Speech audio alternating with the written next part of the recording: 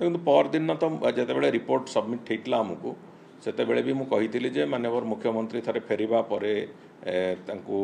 समस्त जिनस अवगत करा जिवो एवं से पश्चिम बंगाल मुख्यमंत्री को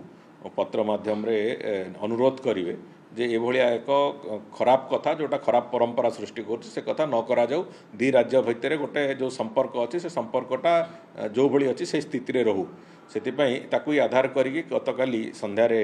माननीय मुख्यमंत्री पश्चिम बंगाल मुख्यमंत्री को अनुरोध करी चिट्ठी लिखिं समस्त घटना से अवगत हो सारी एवं तापर से चिट्ठी लिखिं पश्चिम बंगाल मुख्यमंत्री को अनुरोध करी जो धाम शब्दर व्यवहार कौ कारण व्यवहार नहबा उचित से कथा जस्टिफिकेशन सहित से जगन्नाथ धाम से ना परिवर्तन करी जगन्नाथ मंदिर करने से अनुरोध कर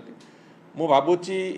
या परे पश्चिम बंगाल सरकार सद्बुद्धि उदय हम एवं से माने ए दिगरे गोटे सकारात्मक भूमिका नेबे बोली जदि निहाती न नियंती तेबे आमे परवर्ती पर्याय कौन हम से बाबद चिंता करूँ।